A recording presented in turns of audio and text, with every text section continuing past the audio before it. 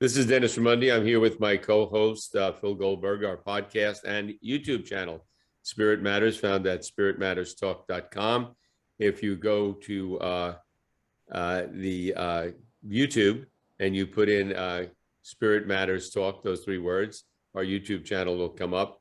And we want to thank anybody out there who's helped us stay on the air by making a contribution to spiritmatterstalk.com. We're not a nonprofit, but you can still help support us. And we have about 300 shows in our archives that we want to keep free and open to the public. And we have some really great interviews in there, some wonderful guests. And we have a wonderful guest today, Clare Goldsberry. She has experienced Protestant Christianity, Mormonism, the Ageless Wisdom of teaching, Gnosticism, Hinduism, and Buddhism. And I believe she considers herself now a practicing Buddhist.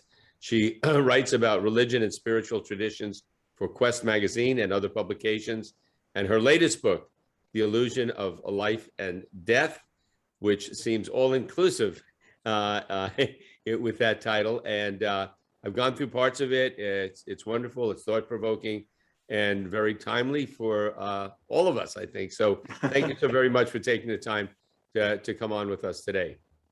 Thank you. I appreciate the opportunity. Yeah, I guess death is always a timely subject. Always. And as we age, it gets more timely. Yes, Clare, it does. Your bio is intriguing. Perhaps you could begin by telling our viewers and listeners the short version of your interesting journey, your own spiritual journey, and how you came to write this current book. Well, I've always been interested in religion and spiritual traditions, even though I was raised mainstream Protestant. And I just had more questions, always questioning. And I've been recognized by one minister as having too many questions. He thought I should settle in. And when I got interested in Mormonism, he predicted that I would join the Mormon church. And I said, I don't think I will. And he said, yes, you will, Clare, because you have too many questions and the Mormons have all the answers. And so that led to a 10-year journey through that, into and out of. And I didn't accidentally, I think I was led into the Eastern philosophies, into Buddhism and Hinduism. And I've just took up that practice, I guess, because I really discovered a lot of answers for me to a lot of the questions that I had when I was growing up. And I came to write this book because it started out as a journal, a daily journal, when my significant other was diagnosed with esophageal cancer in 2002. And I kept this journal because I thought it was important, because I had been learning for just very few years, probably about 6 or 7 years. I'd been studying Buddhism and learning about death from a Buddhist perspective. And all of a sudden, I was being confronted to take that intellectual learning and allow it to transform my life, because here I was being faced with it, the death of someone you love. And ultimately, I turned into a book because I really began recognizing that we don't deal very well with death in the Western world, certainly not like they do in the East, the Far East. And so it became a book, and hopefully a helpful one. Right. I have a question, and again, in reading your writings and your mention about somebody having a good death and somebody assisting somebody and allowing somebody to have a good death, and how different cultures and different, even in our current world, different nations deal with it differently. And now the question I have is, you've been through a number of religions. I was raised one religion, Catholic, and I consider myself agnostic now, but I've looked at them all, and I've certainly been very influenced by Buddhism and Hinduism and Eastern religions. And I sometimes think that maybe a person is attracted to a particular religion because they like the way that religion deals with death, deals with the afterlife, deals with whatever possibilities might be there. But then once they make that decision, and if it's because for whatever reason they find that the most satisfying possibility to them, then it goes on the level of faith, where okay, I'm going to believe in this one because when it's all over, they're going to take me someplace I want to go, or in a direction I want to go in. And do you see it that way, or is there another way of looking at it? No, I think the way I looked at it at first, when I first fell into the Eastern philosophies, it really helped answer a lot of questions about life. A lot of questions that I had since childhood. Watching film strips that the missionaries of our denomination would send back from Africa, and wondering why I had such a good life, this wonderful life with great parents and everything I ever wanted.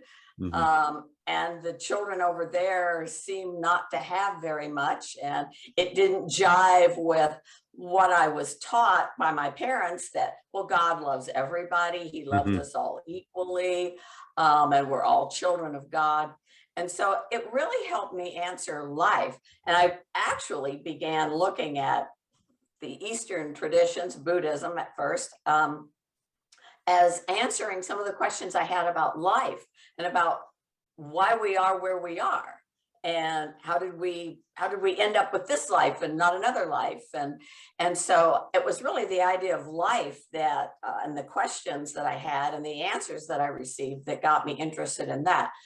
The death thing came a few years later, when I began studying at a Sangha, and they actually had what they called meditations on our own death. And that's when I began to think, wow, it's not just life. There's this other side of the coin that's death that is just as important to understand and to learn about as life is.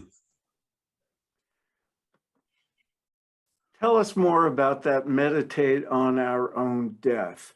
I know enough to know that both Buddhism and Hinduism have a lot of practices that are essentially preparations for death, or ways of enhancing life by facing the inevitability of one's death. Tell us about this particular practice. Well, it was not something we did say every week in our meditations, but every now and then we would have a meditation on our own death. And I think what it tried to do was to keep us mindful that death is certain, the time of our death is uncertain. And obviously that's true for all of us. And I think it was a preparation in a way. And we would imagine, our death, with the inner winds moving up the central channel, those things. And how would we die? What would be your idea of a good death, of a perfect death? My mother's idea of a perfect death was to die right there in her own home in the same county where she had been born some 90 years plus ago. So I think everybody has a different idea of what, their death might look like. But to actually practice it as it's outlined and maybe defined in the Tibetan Book of Living and Dying, in those middle sections there when it talks about the dying process. And so that really helps a lot, I think. Right. Can I follow up, Dennis? Yeah, go ahead. Yeah. So is it essentially a way of visualizing the time of death? Is it contemplative? Do you ponder? How did it work? Well, I think it is visualization. A lot of Buddhism is visualization about life and about death. So it is a visualization. And maybe it's to help us when it actually comes to us. We have already visualized it. So it's not like a surprise, And I think that's important because people fear death. If there's one thing we're afraid of, it's of losing these bodies, and how am I going to die? And what's it going to be like? Am I going to be in pain? Am I going to go quick? Is it going to take me, weeks in a hospice facility? I think those are all questions people have. And I think the idea of meditating on one's death, while we can't really know, does help us prepare for the inevitability of death. Let me along those lines. Modern medicine, Western medicine, has allowed people to live longer, and some cases when their bodies are really worn out, and naturally they would be gone. And in some countries, it's been very controversial. People can make that decision. My body's worn out, I'm done. Just give me an injection. Let me go peacefully with my family in a dignified way, rather than have this thing drag on for months or weeks and put my family in bankruptcy, or for whatever other reasons. I just want to leave comfortably.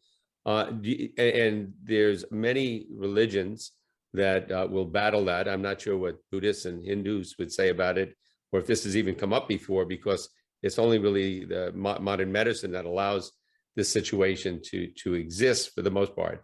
And what are your thoughts on that? Well, I do discuss that somewhat in the book, in the chapter on choosing death. And I think that people are becoming more aware. Yes, modern medicine can keep us alive. They can bring us back from the brink of death. They can bring us back in near-death experiences. Near-death experiences, I think, are possible because of modern medicine. And I think it's up to every individual.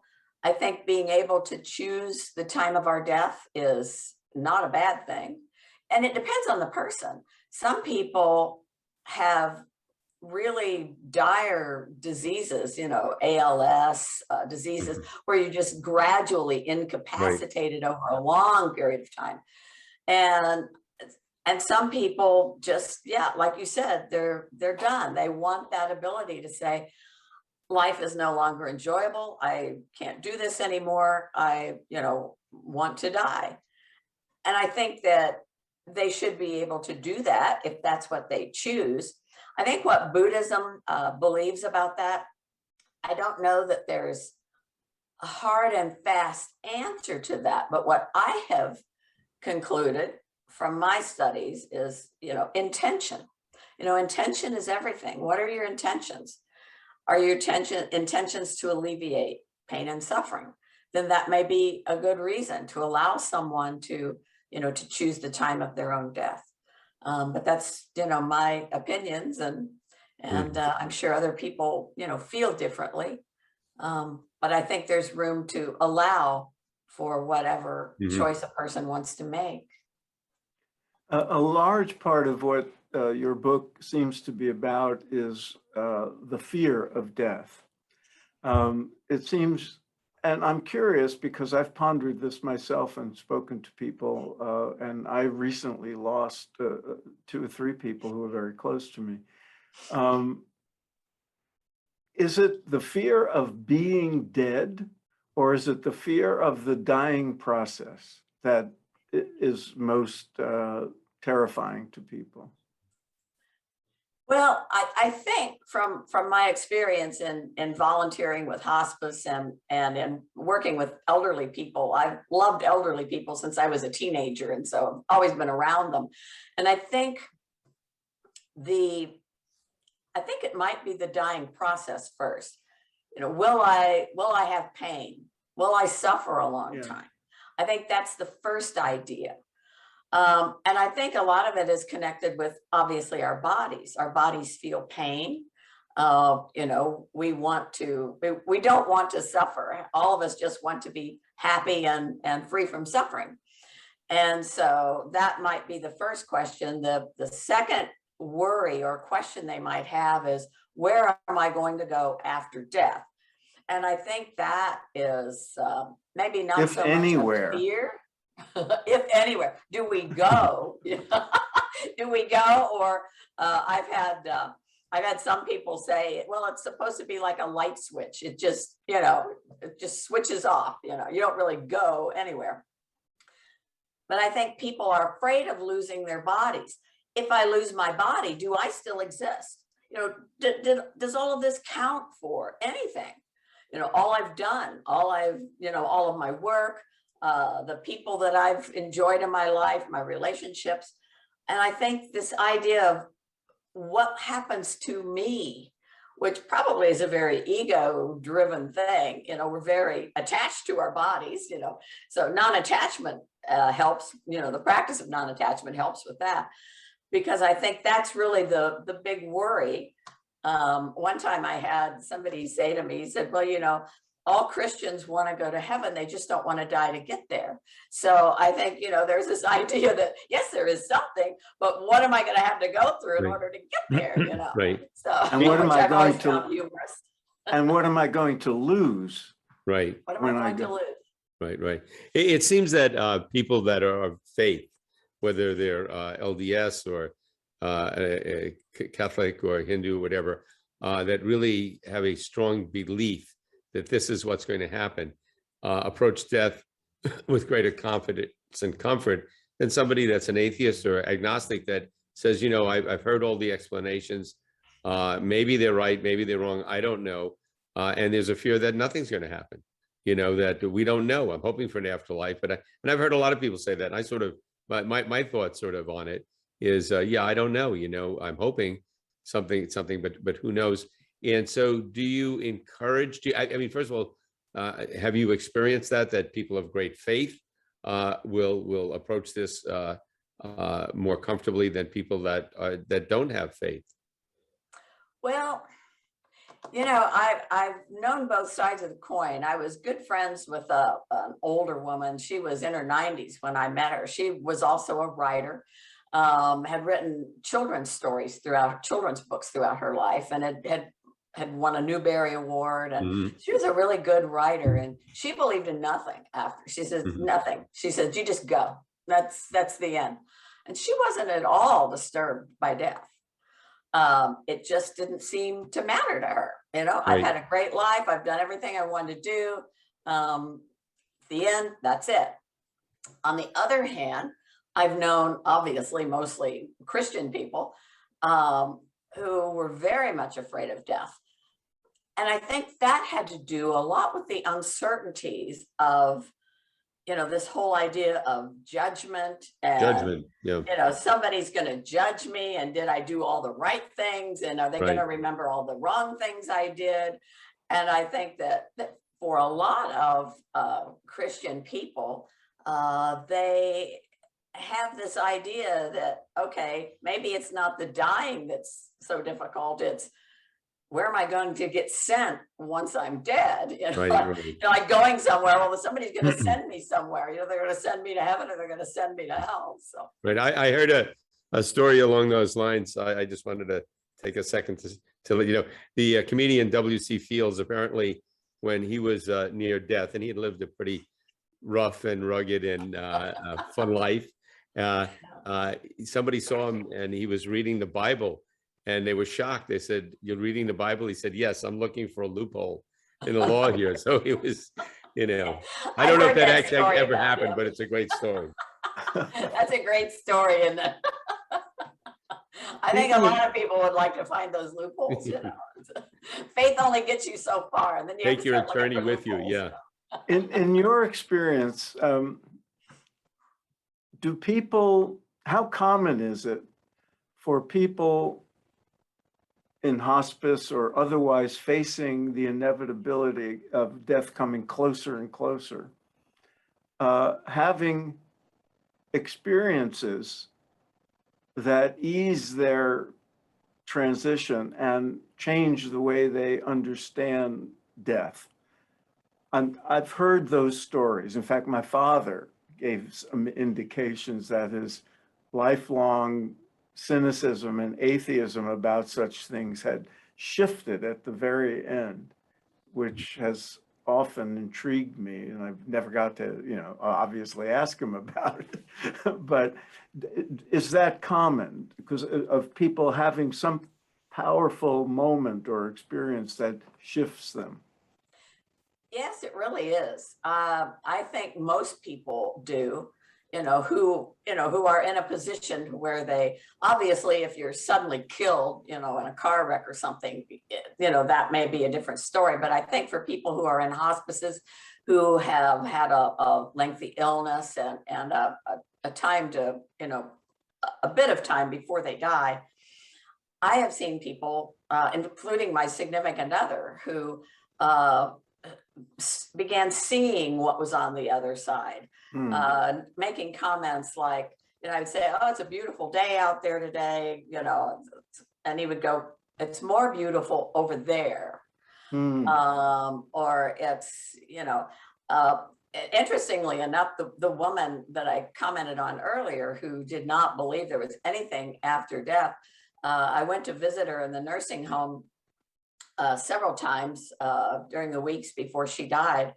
And she kept telling me, she says, I don't know who all these people are that keep showing up in my room at night. She said, but they're just a whole room full of people. And she says, I don't even know who half of them are. And she was really kind of upset because all these people were in her room at night when she was trying to sleep, and she wishes they would go away. So I think even if you don't believe in life after death, I think, you still are given these experiences. And from what I've read, from what I've seen in the few years that I was a hospice volunteer, people very much see beyond anything in this level of consciousness. They begin, oftentimes my significant other, Brent, would ask me, he would call for me, and I would go out in the family room where the hospital bed was, and he would go, am I dead yet? And I said, no, not yet. I said, besides, if you have to ask me whether or not you're dead, you're probably not. Right. And so, because he was having these experiences that I think maybe confused him, am I still here? Am I somewhere else? Where am I? I had a very good friend, like many, maybe most of us, who was in a severe car accident when they were pretty young. And they had a near-death experience. They left, they felt they were gone, they came back and all that. And it absolutely, she says, since then, she's never had any fear of death. Now, anybody could argue, well, there was still brainwave activity. Maybe it wasn't really, but if I have that conversation, it's like, no, this was real. This was, and there's no way to prove it one way or the other. But it was really, and hearing somebody that I know and trust and have known for a long time tell me that, it's fairly convincing. You'll have scientists that will debunk it, say, it's still brainwave activity, even if the person was clinically dead for a certain period of time or not. But there's been a lot of that. I remember, I think the first book was Life After Life, or so Life After, somebody wrote it back in the 60s. Right. And it was very eye-opening, and a lot has come out since then. And a lot of people who had that experience, that probably thought they were the only person in the world that had that experience, realized that there were so many other folks that had similar experiences. So in your research, in your work with hospice and in writing the book, have you encountered a lot of folks that have had near-death experiences? And is there some commonality amongst those experiences, or are they all very different? No, I've not really known anybody in recent years that has had a near-death experience. I did know someone when I was younger, and a gentleman that I would ride to work with. I lived in Northern Kentucky at the time and worked in Cincinnati. And one time he was telling me about his near-death experience. And the only thing that he didn't really go into any details. He just said, I'll tell you one thing, I am not afraid to die. The same thing my friend said. I think, exact same thing my friend said, yeah. Yeah, and you read a lot about that. I mean, I've read a lot about it. And in fact, I'm covering a book right now for a book review for Quest that's called the Afterlife Frequency, and by Mark Anthony. I don't know if you have heard of him or not, but he's a medium, and he does a lot of he talks about the near-death experiences So I know there's a lot of people that have had them. Of course, I know a lot of people who point out that near-death experience isn't death. Right. And so there remains, questions about what they've actually experienced and how much you can extrapolate from that to the actual experience of beyond near death, but death. And Right. do you have any thoughts about that? Well, I think the mind creates all of our experiences. The mind creates the phenomenal world, as even the quantum physicists are talking about that, and how we create the phenomenal world and how we create all of our experiences. That, one of the things that used to be drilled into us when at the Sangha that I attended was that everything is created in the mind by the mind, and nothing has any inherent reality from its own side. And I do believe that we create everything we experience. I think we can create our life, and I think we can create what our death looks like. I think people will have different death experiences based on maybe their expectations or what they think about their, the whole experience. So I don't know that it would be the same for everybody. The one example that I give in the book is Howard Storm and his book, My Descent into Death. And I mentioned him because he was from Northern Kentucky. He was an art professor at Northern Kentucky University. And my family knew him. And my mother had given me his book for Christmas. And his experience was very interesting because it was one of these negative near-death experiences where he actually experienced monsters clawing at him and coming after him. He had had a heart attack on the streets in Paris, leading a group of students on an art tour. And he didn't realize what was going on. He thought, well, this is terrible. What happened to the light and the love? And, and then he realized that it was that those monsters were his own ego and his dissatisfaction that he was only an art professor, that he wasn't a great artist like he had imagined that he would be. And so he was dissatisfied with his life. And so once he recognized that those monsters were his own ego of his own creation, they disappeared. So I think a lot of it is the mind. It's a creation of the mind. So, Oh, I'm sorry, Dennis, I thought you were asking a question. Claire, you speak a lot about non-attachment. Now, this is a concept that people especially in the West have wrestled with once we delve into the Eastern teachings. And in my experience, people often get it wrong. They mistake non-attachment for being indifferent and apathetic. Exactly.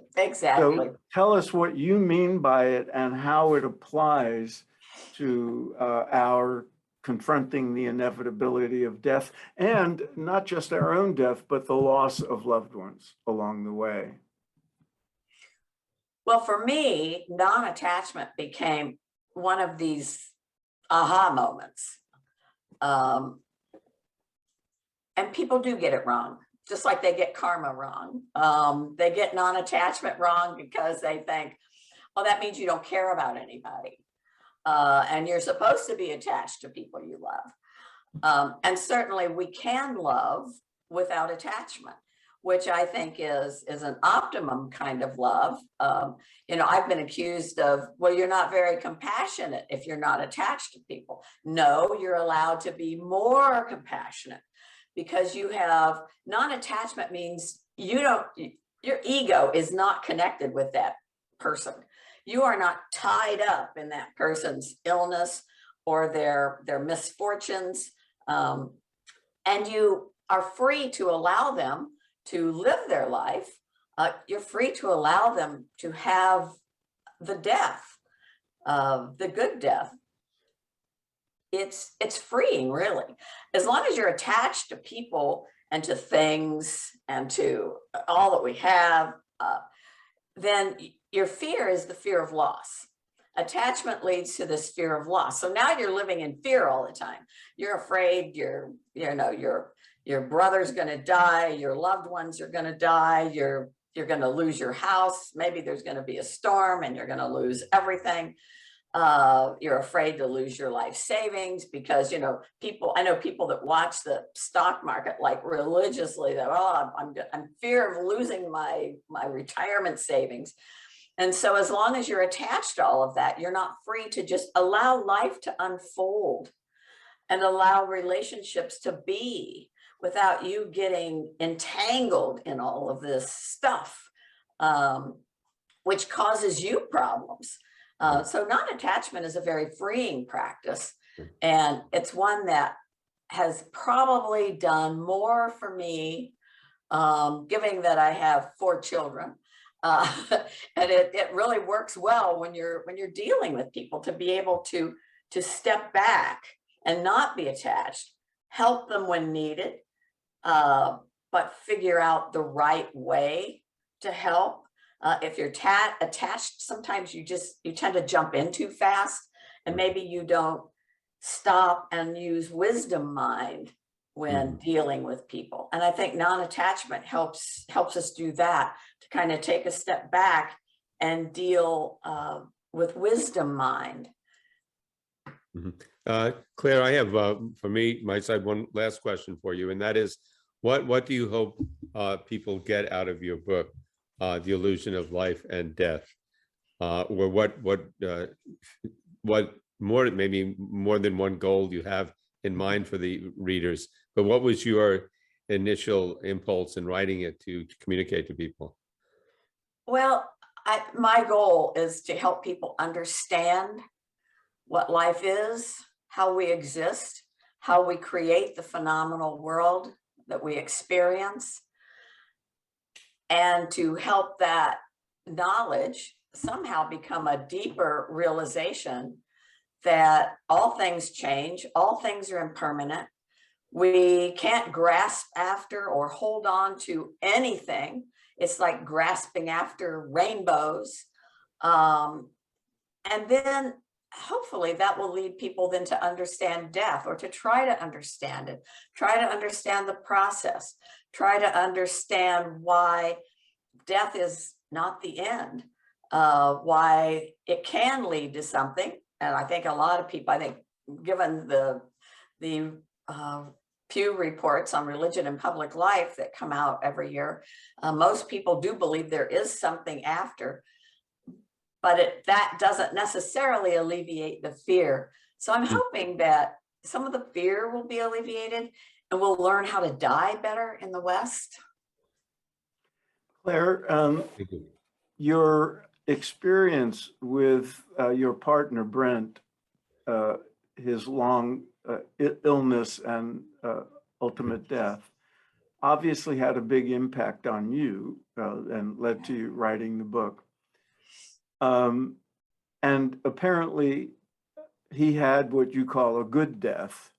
And you quote him as saying near the end that death is easy.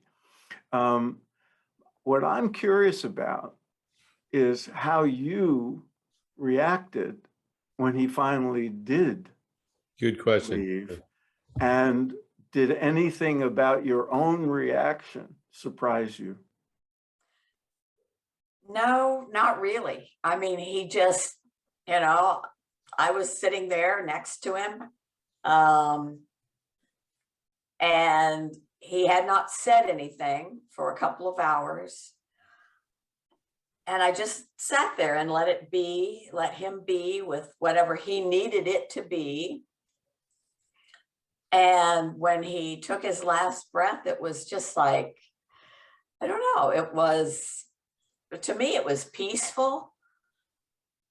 It was, I was happy for him that he had a good death, one without fear, without regret. He pretty much died like he lived his life, pretty fearless, and And everything was an adventure, including his 18-month, cancer adventure, as he called it. And so I think a few days later, as things got quiet and settled in, and, I felt sadness for me, but I was happy for him that he'd had such a good death. And it also was very helpful for me, for somebody to tell you that dying is easy. It's just so easy. I thought it would be harder than this, but it's not. And I think, what a great thing to leave somebody with is it's easy. It's easy. And I'm curious, if I may, Dennis, the grieving process, did you grieve the loss? Did you feel the loss of your loved one? And despite his easy death, you are now left without him.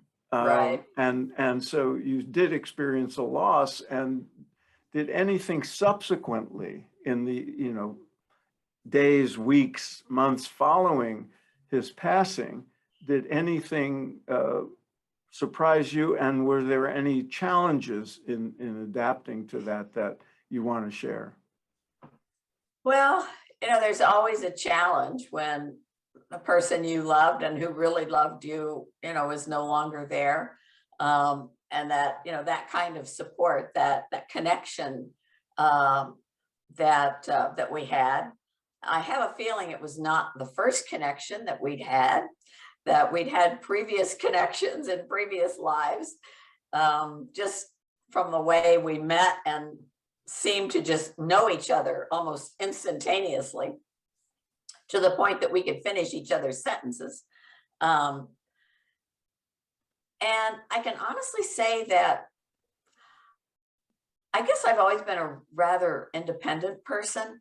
And so while I missed him and our relationship in one respect, it kind of opened some new doors for me in my writing life, and the work that I do, which involved not only the spiritual side, but also for business and industry, and the work I was engaged in there, which I have now retired from. Well put. What's the one thing you'd like to leave our listeners and viewers with regarding their own anticipation of death, and the one piece of advice you have about having a good one? Well, I don't think much about my own. I mean, obviously I do, death is like always right here, but I've always been sort of a person that thinks just, what's going on right here, right now. And I don't get too tied up in future or past. My mother was very much a past person. And I'm reminded of of this little book that Thich Nhat Hanh wrote, and it said, do not pursue the past. Do not lose yourself in the future. The past no longer is. The future has not yet come.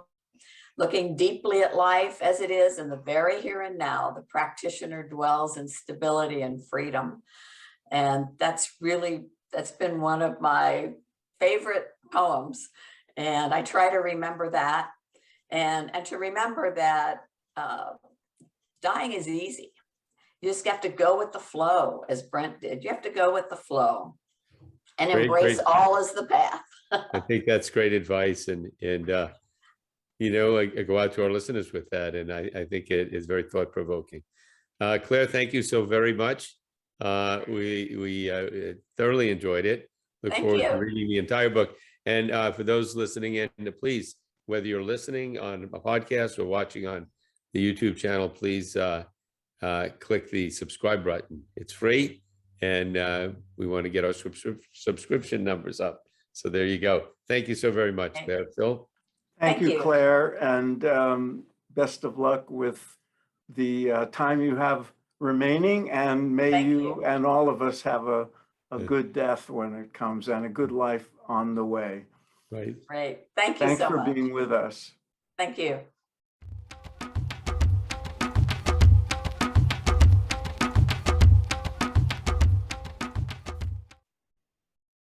Phil, that was Clare Goldsberry, the book, The Illusion of Life and Death.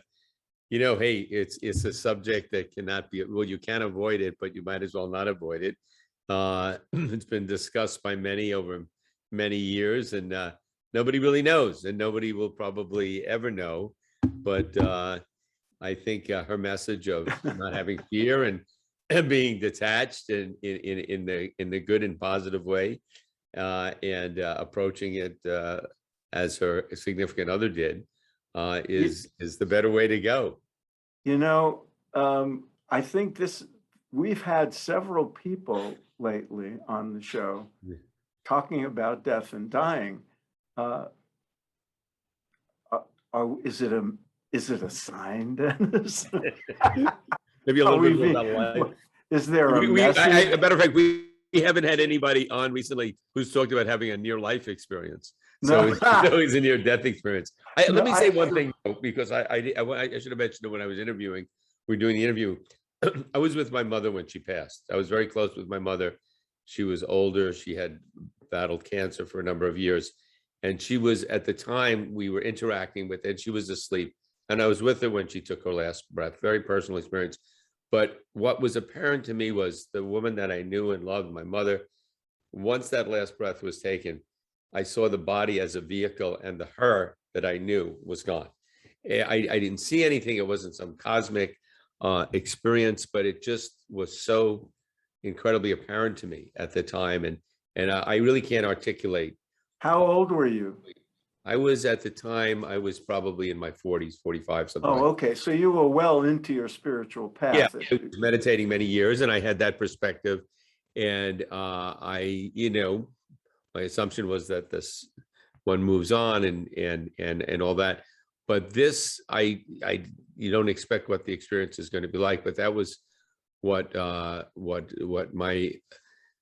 felt. Like I said, it wasn't a visual experience or anything like that, but it was what I felt. And I've heard similar experiences from other people that had, many people approach it in different ways. I thought it was also good that you asked the question about grief, because that's something that becomes a big part of that process of leaving.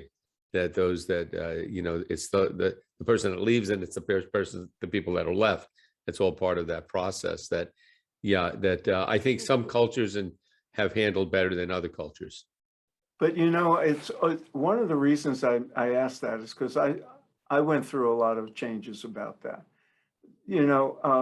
Some of us were very influenced by the Bhagavad Gita and similar teachings. And there's a passage in the Gita, it's a very important passage, where Krishna says to Arjuna, who is facing the prospect of having to fight in a battle, and the evil people on the other side some of them are his relatives, and he's faced with possibly having to kill them. And Krishna says, don't grieve for the dead. Right. And so I've seen people, and I was guilty of it too, thinking, oh, don't grieve. Yes, there's no such thing as death, and the spirit lives on, and we take another form and all this stuff. And that led me and other people to essentially suppress our own grief, because we would convince ourselves, you shouldn't grieve. Yeah, there's no, everything's fine and all that. Or in Judeo-Christian terms, they're often, they went to a better place and God called them, and all that. And it leads to suppression. And then at one point I had this realization. I said, it doesn't say don't grieve. It says don't grieve for them. They're going to be okay. Their spirit moves on. They're going to just take on a different form. But you're suffering a loss. Right. And that loss is real. And, you can't deny that. So after that, I was much more okay with just the reality of dealing with grief, in an honest way.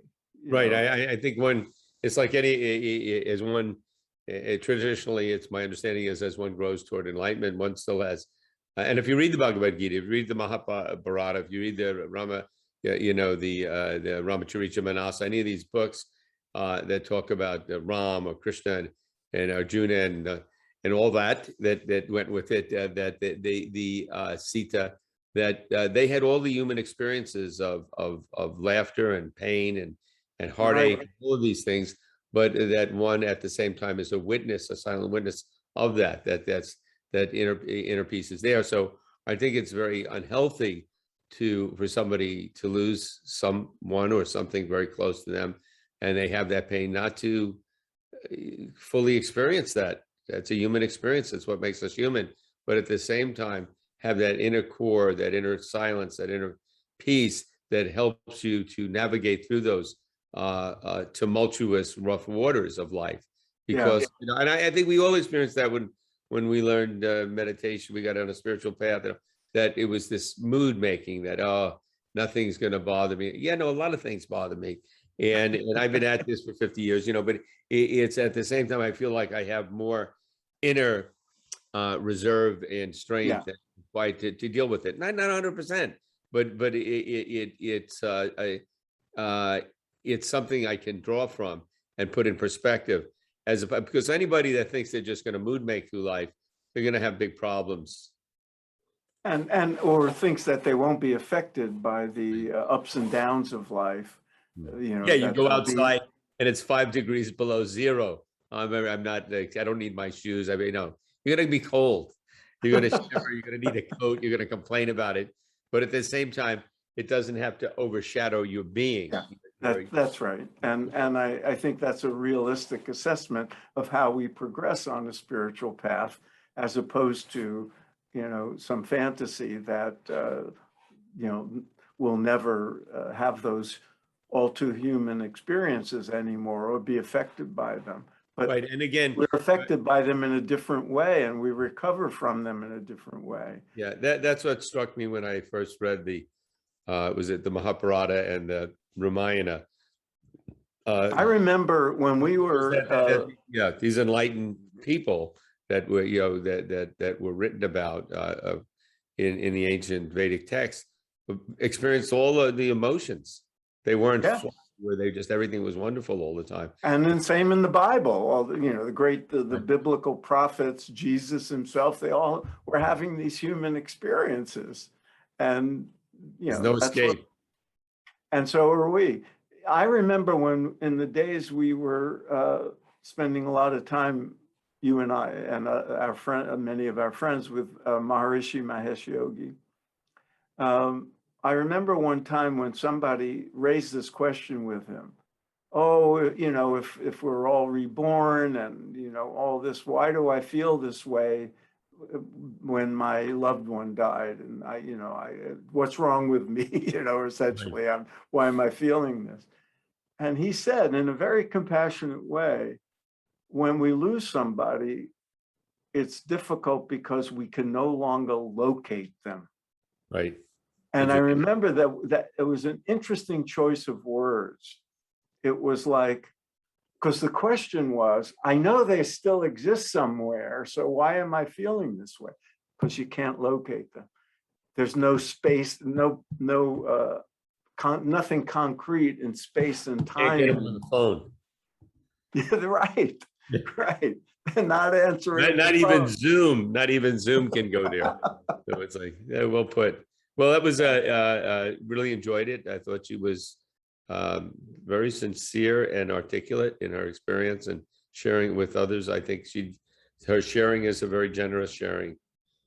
And we knew about her because her publicist contacted us, as a good publicist should, knowing this was a good fit, and which reminds me to tell our listeners and viewers, if you know somebody we should interview and have on the show, let us know. All we can do is, we might say no. We're getting a lot of requests.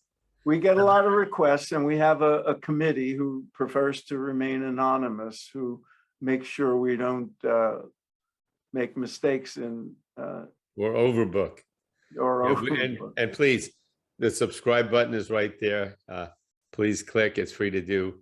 Please, the subscribe button. We would appreciate that. Subscribe and contribute, either or both. Yeah, we're both. All right. Till next All right, time. next time.